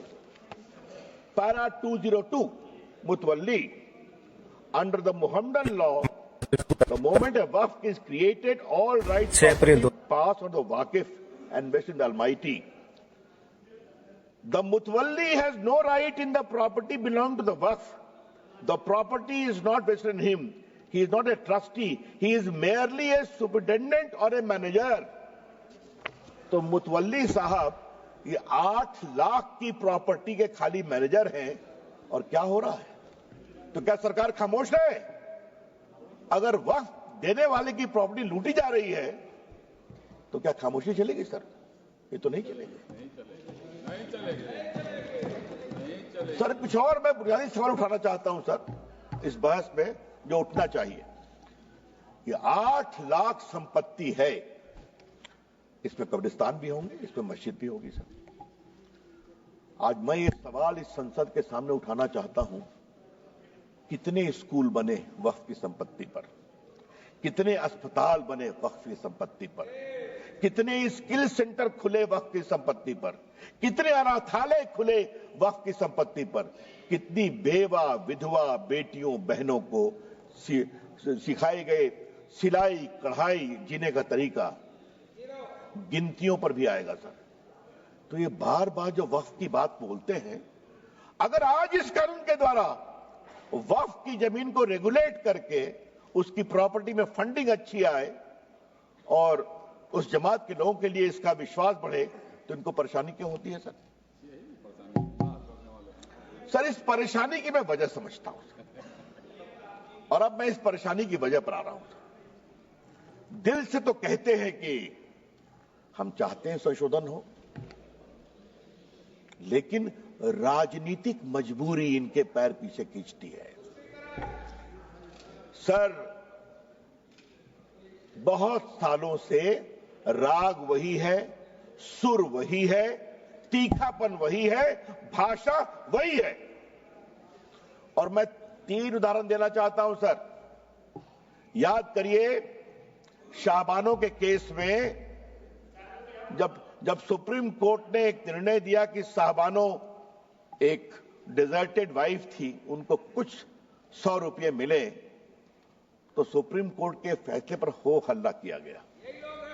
यही लोग हैं। और सर, उस समय राजीव गांधी इस देश के प्रधानमंत्री थे, 400 का बहुमत था, मात्र एक बेवा मुस्लिम 75 साल की महिला को कुछ 100 रुपये दिए गए, क्या हंगामा खड़ा कर दिया गया। और सर, आज जब मैं शाहबानों पर बात कर रहा हूं सर, तो मुझे अपने दोस्त आरिफ मोहम्मद खान के बारे में कुछ बोलना है सर। वो आपकी सरकार में मंत्री थे, उनका 2 दिन ऐतिहासिक भाषण हुआ था इसी सदन में कि सुप्रीम कोर्ट का फैसला अच्छा है। एकाएक हंगामा गया, राजीव गांधी हिल गए, डोल गए, कहे तुम वापिस हो जाओ, हम कानून ला रहे हैं सुप्रीम कोर्ट के निर्णय को उलटने के लिए। ये भी हमने देखा है ना सर। शाहबानों के बाद यात्रा आती है साराबानों तक सर, 3 तलाक पर। तीन तलाक को लेकर सर इतनी परेशानी थी, मुस्लिम महिलाएं गई थी कोर्ट में, और सर मैं हाउस में आज कहना चाहता हूं, 2 साल तक इनकी सरकार ने सुप्रीम कोर्ट में जवाब नहीं फाइल किया ताकि मामला लटकता रहे। और आज सर मैं बड़े गर्व के साथ कहता हूं कि जब 14 में सरकार आई तो मैं माननीय प्रधानमंत्री जी ने मुझे कानून मंत्री बनाया था, तो फाइल आई कि सर का जवाब फाइल करना है, सुप्रीम कोर्ट डांट लगा रहा है। तो मैं गया प्रधानमंत्री जी के पास, तो उन्होंने कहा जाओ कोर्ट के अंदर और कोर्ट के बाहर खड़े हो जाओ कि नरेंद्र मोदी की सरकार 3 तलाक की पीड़ित महिलाओं का खड़ी है। सर आज मैं all India Muslim personal law के बारे में कुछ कहना चाहता हूं, बोर्ड के बारे में। सुप्रीम कोर्ट में जब 3 तलाक के मामले की सुनवाई चल रही थी, तो all India Muslim personal law board ने कहा कि आप फैसला मत करिए, हम एक निकाहनामा बनाएंगे और पूरे देश में घुमाएंगे कि निकाह करते समय 3 तलाक नहीं दोगे, ये शर्त रखोगे। सर याद करिए, कानून बना, इसी all India Muslim personal law board ने पूरे देश में 3 तलाक के खिलाफ एक बहुत बड़ा आंदोलन करने का, उकसाने का काम किया। ये भी, और ये लोग सब लोग खड़े हो गए, सब लोग खड़े हो गए। सर तीसरा मामला, धारा 370 की समाप्ति का, यही बिल आया था ना सर, माननीय गृह मंत्री बैठे हैं ना, हिम्मत दिखाई थी ना, सब लोग एक थे ना। देश टूट जाएगा, देश में आग लग जाएगी। आज 370 समाप्त हो गया, आज कश्मीर का विकास हो रहा है, जम्मू का विकास हो रहा है, पूर्ण निवेश हो रहा है। और सर याद करिए, अभी जो चुनाव हुआ है, एक भी बूथ पर रिपोल नहीं हुआ। जो उमर अब्दुल्ला की सरकार बनी है, जहां पाकिस्तानी झंडे लहराते थे, आज वहां लाल चौक में तिरंगा लहराता है और भारत माता की जय बोलते हैं। सर ये बात मैं क्यों बोल रहा हूं? सर ये बात मैं क्यों कह रहा हूं? सर मैंने 86 से 20 तक की कहानी बताई। स्वर वही है, सुर वही है, तलखी वही है, चाहे संशोधन लाओ वक्फ में, चाहे लाओ 370 में। तो हम ये भी कहना चाहते हैं कि अब ये नहीं चलेगा, और बड़ी जिम्मेदारी से कहना चाहता हूं। सर एक सवाल उठाने की इच्छा होती है, वोट बैंक के लिए देश कहां तक जाएगा? क्यों जाना चाहिए? सर आप याद करिए, मैं कहना चाहता हूं, सीए पर क्या क्या तूफान खड़ा किया गया। आप जो बाहर से हिंदू थे, सिख थे, क्रिश्चियन थे, उनको भारत लाया गया, उसका कोई असर हिंदुस्तान के मुसलमानों पर नहीं था, फिर भी तूफान खड़ा किया गया। और आज फिर खड़ा करने की कोशिश की जा रही है। सर अच्छा जरा आप शांत। अरे धर्मेंद्र जी कभी तो हमको सुन लिया कीजिए, अखिलेश जी सुनते हैं, आप नहीं सुनते, यही समस्या है। सुनिए सर, इससे जुड़ा एक और बड़ा सवाल है सर, और वो सवाल मैं उठाना चाहता हूं। मुस्लिम जमात इस देश के लोग हैं, जितना हिंदुओं का उतना आपका है, कोई शक नहीं है। लेकिन मुस्लिम जमात के आदर्श कौन होंगे? क्या मुस्लिम जमात के आदर्श वोटों की दलाली करने वाले, सौदागरी करने वाले होंगे? अगर ये है तो ये देश को स्वीकार नहीं होगा। श्री इमरान प्रतापगढ़ी जी। धन्यवाद सभापति महोदय। हम ही को कातिल कहेगी दुनिया, हमारा ही कत्लेआम होगा। हम ही कुएं खोदते फिरेंगे, हम ही पे पानी हराम होगा। सभापति महोदय, सन 1947 में दिल्ली की जामा मस्जिद की तारीखी सीढ़ियों पर खड़े होकर के भारत रत्न मौलाना अबुल कलाम आजाद साहब ने कहा था कि मुसलमानों कहां जा रहे हो, यह है तुम्हारा मुल्क, यहां तुम्हारे आबाओ अजदाद की कब्रें हैं। उस वक्त मौलाना आजाद की ये सदाएं सुन करके लोगों ने अपने सरों की गठरियां उतार करके रख दी थी। आज उसी दिल्ली में मौजूद देश की संसद में एक बिल आया है जो हमसे उसी जामा मस्जिद की सीढ़ियों के सबूत मांगेगा। जो उन्हीं सीढ़ियों के पास अपनी कब्र में सोए हुए मौलाना आजाद को फिर से कब्र से सदा देनी पड़ेगी कि ये जो कब्र है वो मेरी कब्र है, ये किसी सरकार की जागीर नहीं है। सभापति महोदय, मैं जहां खड़ा हूं इसी संसद भवन के सामने सड़क के उस पार अपनी कब्र में सोए हुए भारत के पूर्व राष्ट्रपति फखरुद्दीन अली अहमद की कब्र है। शायद अब उस कब्र से भी सदाएं आए कि ये कब्र मेरी कब्र है, ये सरकार की जागीर नहीं है। सभापति महोदय, मैं वक्फ कानूनों में किए जा रहे संविधान विरोधी बदलावों के खिलाफ बोलने के लिए खड़ा हुआ हूं। संविधान का आर्टिकल 14 हो, 29 हो, 30 हो, चीख चीख कर कहता है कि देश में सब बराबर के हकदार हैं। आर्टिकल 26 कहता है कि सबको अपने अपने मजहबी कामों के लिए मंदिर, मस्जिद, गिरजाघर, गुरुद्वारों का निर्माण करने का हक है और उसका रखरखाव का भी हक है। लेकिन डॉक्टर बाबा साहब अंबेडकर के संविधान को हर दिन कुचलने वाली ये सरकार देश के मुसलमानों से नफरत में इतनी अंधी हो गई है कि खुलेआम देश की संसद में देश सरकार के माइनॉरिटी मिनिस्टर साहब और होम मिनिस्टर साहब झूठ बोलते हैं और देश को गुमराह करते हैं, झूठ शब्द असत्य बोलते हैं। सरकार ने इस बिल का नाम उम्मीद रखा है। मंत्री जी कल से इसे देश के मुसलमानों के लिए नई उम्मीद बता रहे हैं। नहीं मंत्री जी, न तो यह बिल मुसलमानों के लिए नई उम्मीद है और न ही उम्मीद की नई किरण। सभापति महोदय, भाजपा ने पूरे देश में वक्फ के नाम पर कई सारे झूठ फैलाए हैं। आइए आज उनकी सच्चाई पर बात करते हैं। वक्फ ट्रिब्यूनल को संसदीय शब्द ऐसे बताया जाता है जैसे वक्फ ट्रिब्यूनल कोई मजहबी खाप पंचायत हो। सभापति महोदय, जबकि सच्चाई यह है कि वक्फ ट्रिब्यूनल भी तो सरकारी न्यायिक विभाग है जिसमें सरकार द्वारा नियुक्त जज होते हैं, जिसमें प्रशासनिक अधिकारी होते हैं, कहीं ऊपर से थोड़ी आ गए। सभापति महोदय, देश के गृह मंत्री जी ने इसी सदन में कहा कि वक्फ ट्रिब्यूनल के फैसले के खिलाफ कोई कोर्ट नहीं जा सकता, जबकि सच यह है कि वक्फ एक्ट 1995 की धारा 83(9) के तहत हाई कोर्ट वक्फ ट्रिब्यूनल के फैसले की न सिर्फ समीक्षा कर सकता है बल्कि उसे बदल भी सकता है। सच तो यह है कि वक्फ बोर्ड खुद अपनी जमीनों के लिए कई सारी कोर्ट में मुकदमे लड़ रहा है। सभापति महोदय, दिल्ली की जिन 123 संपत्तियों को लेकर कल माइनॉरिटी मिनिस्टर, होम मिनिस्टर साहब और अभी आदरणीय नेता सदन बात कर रहे थे, आइए उनकी सच्चाइयों पे भी बात करते हैं। 1911 में जब अंग्रेजी हुकूमत ने कोलकाता के बजाय दिल्ली को राजधानी बनाने का फैसला किया तो रायसीना हिल्स के चारों तरफ जो मुसलमानों की ढेर सारी जमीनें थी उनको एक्वायर किया गया और लुटियन को इसकी तामीर की जिम्मेदारी सौंपी गई। सेंट्रल विस्टा की तरह लुटियन जोन का मेगा प्लान तैयार हुआ, लेकिन उस वक्त के मुसलमानों ने उस वक्त की अंग्रेजी हुकूमत से अपनी इबादत गाहों को बचाने के लिए लड़ाई लड़ी। मामला ब्रिटिश गवर्नमेंट तक पहुंचा। तब यह तय हुआ कि वो जो धार्मिक स्थल हैं उन्हें जस का तस रहने दिया जाएगा।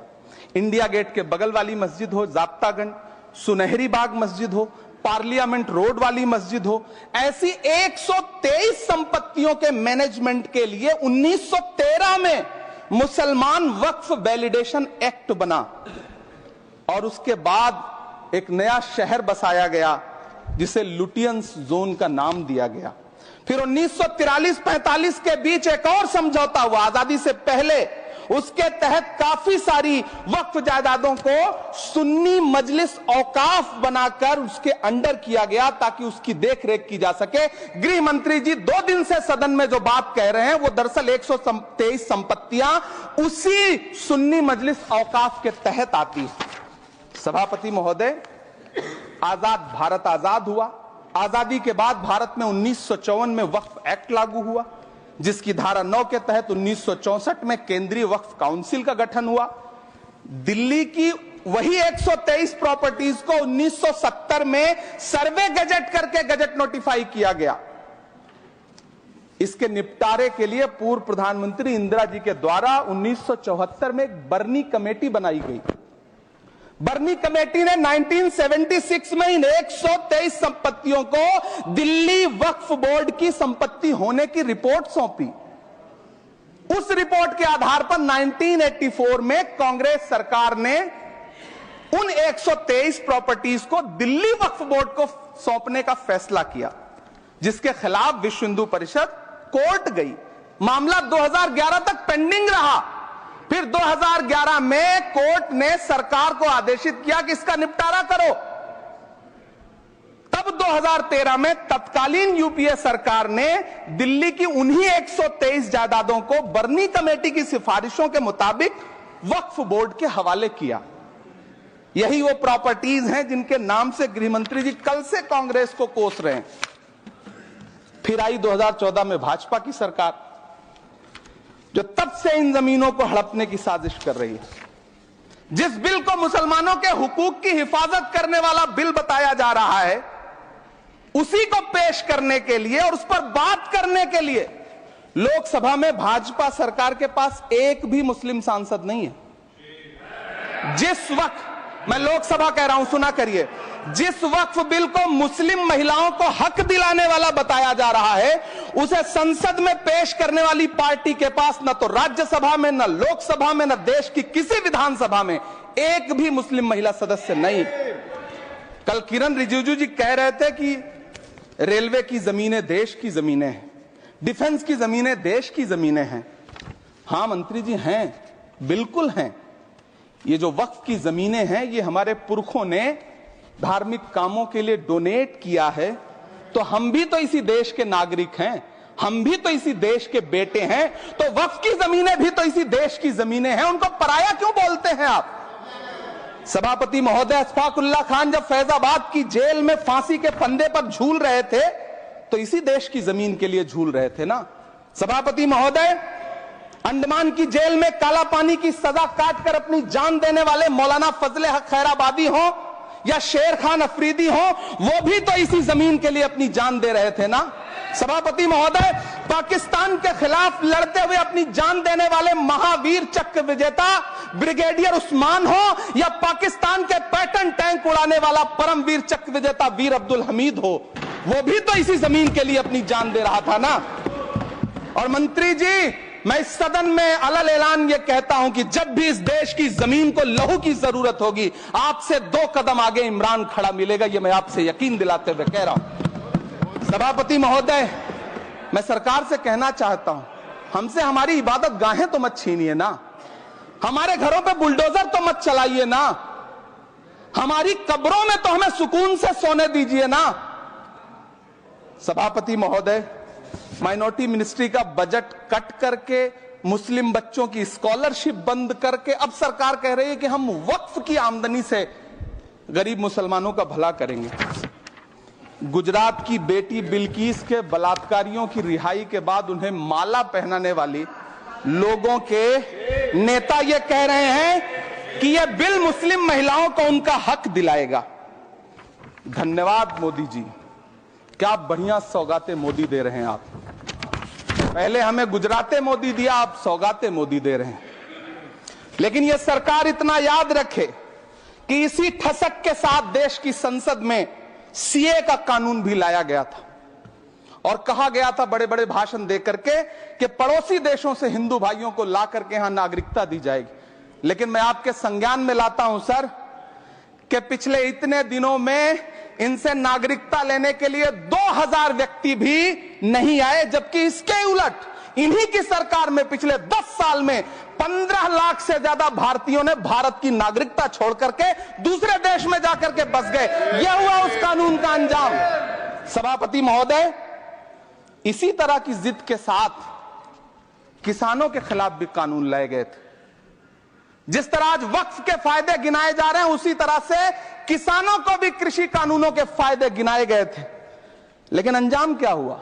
700 किसानों की शहादत लेने के बाद सरकार को अन्नदाता किसानों के सामने घुटने टेकने पड़े और कृषि कानून वापस लेने पड़े। जिल्ले इलाही, जमहूरियत जो है वो नफरत और ठसक से नहीं चलती है, अकड़ से नहीं चलती है, उसमें सबकी हिस्सेदारी जरूरी है। कल देश के माइनॉरिटी मिनिस्टर ने लोकसभा में खड़े होकर एक शेर सुनाया था कि मुझसे कोई बदगुमान न हो, तो मैं उन्हें एक शेर सुनाना चाहता हूं कि मैं आज जद पे हूं तो इतना खुशगुमान न हो, मैं आज जद पे हूं तो इतना खुशगुमान न हो, चिराग सबके बुझेंगे हवा किसी की नहीं। नीतीश कुमार जी हो, चंद्रबाबू नायडू जी हो, चिराग पासवान जी हो, जयंत चौधरी जी हो, देवे गौड़ा जी हो, जीतन राम मांझी जी हो, सबको समझना पड़ेगा कि जब जंगल में आग लगती है तो न वो बरगद बचते हैं जो हवा को आंधी में तब्दील करते हैं, न वो बांस बचते हैं जो आपसी रगड़ से चिंगारी पैदा करते हैं। सभापति महोदय, जब देश को मनमोहन सिंह साहब जैसा काबिल प्रधानमंत्री मिलता है तो देश को आरटीआई जैसा एक्ट मिलता है, सेज जैसा एक्ट मिलता है, मनरेगा जैसा एक्ट मिलता है, लिबरलाइजेशन मिलता है, राइट टू एजुकेशन मिलता है, नेशनल फूड सिक्योरिटी एक्ट मिलता है। लेकिन जब देश को सौगातें मोदी मिलती है तो क्या मिलता है? सीए मिलता है, फॉर्म्स लॉ मिलता है, आर्टिकल 370 मिलता है, इलेक्टोरल बॉन्ड जैसा एक्ट मिलता है और वक्फ अमेंडमेंट एक्ट जैसे बिल देश को मिलते हैं। मुझे तो अपने हमवतन भाइयों से पूछना है कि आपको अपने बच्चों की तरक्की, खुशहाली और नौकरी की दरकार है या फिर मुसलमानों की दान की गई जमीनों को लूटकर धन्ना सेठों को देने की साजिश करने वाले कानून की? सभापति महोदय, यह सरकार रात के 3 बजे तक पूरे देश को जगा करके संसद में अपने ही नागरिकों को नीचा दिखाने के लिए वक्फ बिल ला रही थी, तो उधर रात के 1:30 बजे अमेरिका हम पर 26% टैरिफ लगा रहा था। सरकार की प्राथमिकताएं देश को पता। सभापति महोदय, मैं बहुत भावुक हूं आज, और मुझे अच्छा लगा कि आदरणीय नेता सदन जगत प्रकाश नड्डा जी ने बहुत अच्छी बातें भी की, मन से बातें की। क्योंकि उनके नाम में प्रकाश जुड़ा है तो मैं उनमें हमेशा एक रोशनी की किरण देखता हूं। मैं उनके सामने बहुत अदब से यह बात कहना चाहता हूं कि चिरागों के सफर में दबदबा हो आंधियों का तो फिर अंजाम जुल्मत के सिवा कुछ भी नहीं होगा। यह दुनिया नफरतों के आखिरी स्टेज पर है, इलाज इसका मोहब्बत के सिवा कुछ भी नहीं होगा।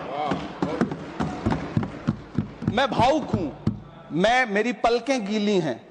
अगर देश की एक बहुत बड़ी आबादी को लगता है कि आप उसका भला करने के लिए नहीं बल्कि उनकी इबादतगाहों, उनकी कब्रिस्तानों, उनकी खानकाहों को बर्बाद करने का बिल ला रहे हैं, तो फिर आप अगर समझाने में नाकामयाब रहे हैं तो यह आपकी नाकामयाबी है। पहले समझाइए, उसके बाद कोई बिल लेकर के आइए, तब शायद हम आपका इतनी पुरजोर तरीके से विरोध ना करें। लेकिन सभापति महोदय, मैं अंत में सिर्फ इतना कहना चाहता हूं कि इस बिल में जो भी पॉइंट्स दिए गए हैं, बॉम्सी पोर्टल देख लीजिए, सरकार का झूठ आपको पकड़ में आ जाएगा। हम डरे नहीं हैं, हम सिर्फ सरकार से अपील कर रहे हैं कि हमें अपना समझिए। हम आपके अपने हैं, इस देश के नागरिक हैं, और आप ताकत में हैं। संख्या बल के आधार पर बिल हो सकता है आप पास करा ले, लेकिन आपको यह बात समझनी पड़ेगी कि हम तो वो तारीख हैं, जहनों में रहना है जिसे, कागजी पुर्जे नहीं जो फाड़ डाले जाएंगे। जिस जमीन पर मैं खड़ा हूं यह मेरी पहचान है। आप आंधी हैं तो क्या मुझको उड़ा ले जाएंगे? आपको यह बात समझनी पड़ेगी। आपको अगर इतना विपक्ष की तरफ से पहले जेपीसी में इतने सारे पॉइंट्स आए और उसके बाद कल से लोकसभा में और राज्यसभा में सुझाव आप सुनने को तैयार नहीं है, लोगों की शंका को दूर करने के बारे में आप बिल्कुल सोच नहीं रहे, बस आप कह रहे हैं यह बिल उम्मीद की नई किरण है। नहीं साहब, इसे भले किरण जी लेके आए हैं, लेकिन ये उम्मीद की नहीं बल्कि नाउम्मीदी की किरण है। और इस देश की एक बहुत बड़ी आबादी इस बात से खदशे में है, शक में है कि आप सीधे उनकी जमीनों को लूट करके धन्ना सेठों को बेचना चाहते हैं। मेरी अब भी आपसे अपील है कि इस बिल को वापस लीजिए। यह बिल कहीं से आपके अपने नागरिकों के लिए अच्छा नहीं है। यह बिल सिर्फ इस देश के मुसलमानों को नीचा दिखाने का और अपने एक ऐसे मतदाता वर्ग को खुश करने का बिल है जिनको इस बिल के पास हो जाने से कुछ मिलेगा भी नहीं, लेकिन आप एक नैरेटिव देना चाहते हैं, एक मैसेज देना चाहते हैं। मेरी आपसे अपील है कि कृपया ये जो सबका साथ सबका विकास का नारा है, इस नारे को रत्ती भर तो चरित्रार्थ कर दीजिए। बहुत बहुत धन्यवाद।